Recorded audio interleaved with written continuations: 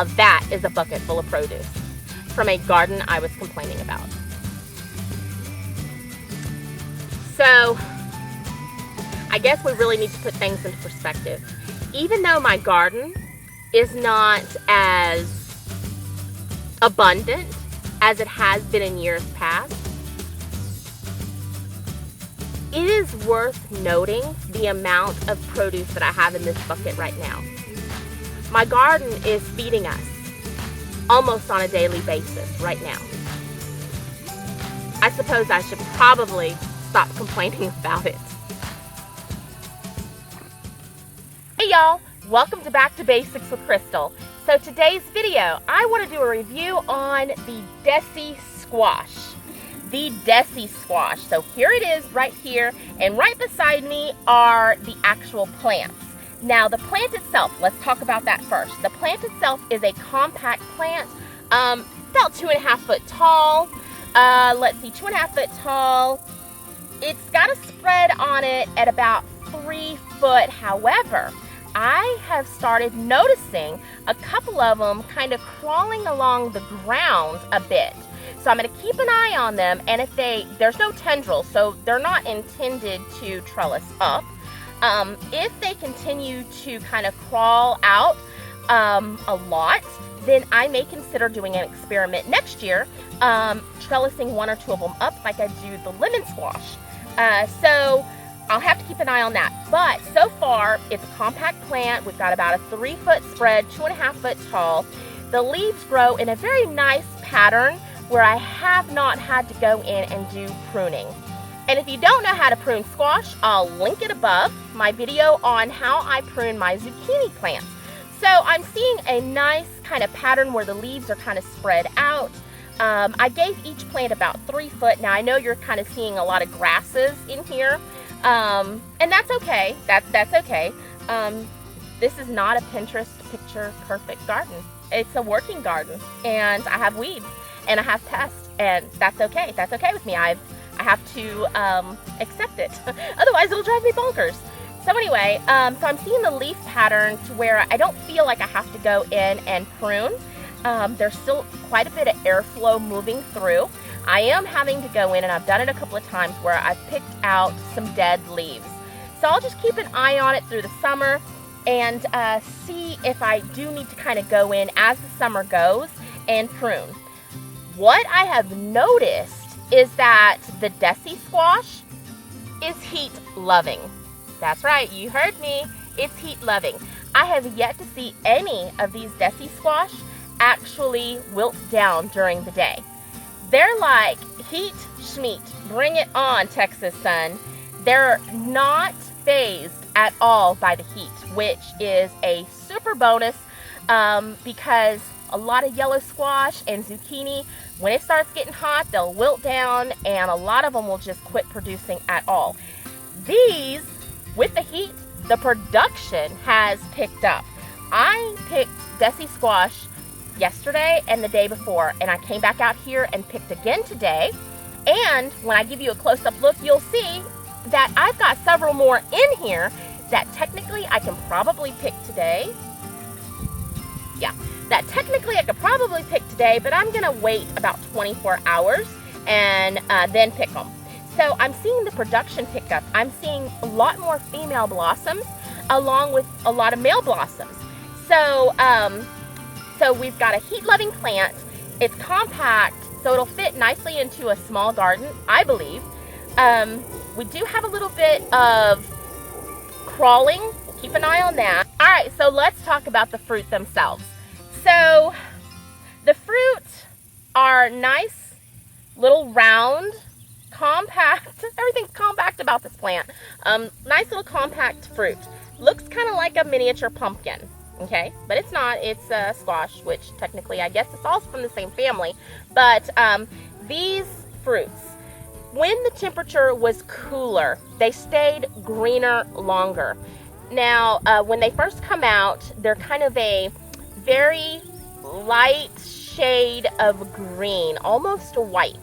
And as they mature, they turn to this really nice kind of manila color, or manila. vanilla ice cream color. You know, if you want to be, it's like vanilla ice cream. Not really quite a manila folder, more like vanilla ice cream. So it turns into this nice vanilla ice cream color. And they're about baseball size, I guess. I guess that's baseball size. My son plays football, doesn't play baseball. My daughter doesn't play baseball, so I have no clue. About that size. You could pick them a lot smaller. I guess that would technically be more of a baseball size. You want to pick them before the skins turn too tough. And you can kind of put your fingernail in here and you can see that it makes a nice indentation. And you know that the skin is still very tender. When it was cooler, they stayed greener longer. And even though they were still kind of green, the seeds were really developed inside. And the skins were very tough, which is no big deal. All I did was I peeled them and I de-seeded them and cooked them up. So, you know, it didn't matter. Now this one right here is very small, but you can see this is more like a vanilla wafer color. And we can tell by pressing on it that the skin is already tough. So even though this is a lot smaller than this one, it matured faster.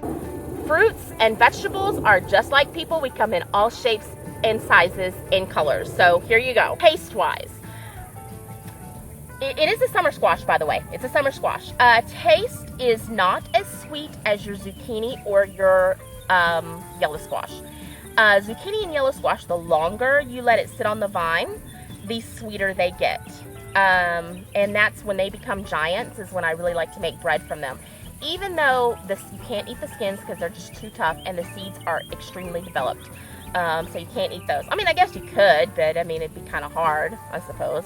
But these are not sweet. I don't find them sweet at all. They're more, and I have to agree with Baker Creek Seeds on their assessment of flavor. They're more nutty. They've got a very nutty flavor. It's a good flavor. It's a very good flavor, but it's not sweet like the zucchini and yellow squash. So it's got a nice nutty flavor, and the only way that I have ever cooked this so far is just with a little bit of onion, garlic, either bacon. I've done it with and without. Really delicious both ways. A little bit of butter, a little bit of oil, and just kind of pan fried them. The other thing that I noticed is that they're not, how do I say this? They don't hold as much liquid. I didn't find as much liquid in the pan that I would normally find with squash or yellow zucchini, so they're not as liquidy. Yeah, that's the word I'm going to use, liquidy. So they don't have, what I found with cooking them is they don't have a whole lot of liquid in them. So this might not be a good bread summer squash choice. So just saying. So if you have experience with the Dessie squash, cooking them, and you have a really great recipe, you can private message me, you can email me, or you can just comment below your recipe. I would love to try it out. So far, so good. I am really loving the squash. I am going to plant more. I'm loving the fact that they are heat-loving plants. They're not afraid of the heat. And I really like the flavor. Even though it's not sweet, it's got a nice nutty flavor to it. For all of you on keto, I have to tell you, we're not doing keto or low carb right now. So the other day I made some pork chops with red-eye gravy. And if you're not from the South and you don't know what red-eye gravy is, it's basically you take the juices from the pan drippings from your meat and you make a gravy with that. So that's red-eye gravy. Just a little Southern lesson there for you. Southern cooking lesson there for you. So I took these and I cooked them up with just a little bit of butter and onion and garlic, and then we used these as our potatoes. They were delicious. Delicious. There was nothing left. We had leftover meat and we had leftover gravy, but everybody was fighting for the last bit of squash so they could have it with their gravy. It made a great potato substitute. I'm not even kidding. Not even my daughter, who has an opinion about everything, was like, that was really good. That was exceptionally good. And she doesn't like gravy. I'm just saying. Sometimes it's hard to please her. So that is it of this video, y'all.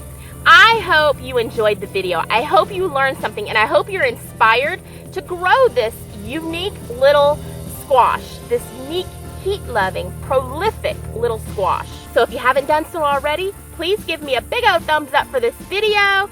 Don't forget to hit the subscribe button, and until we talk again, y'all be blessed. Bye now.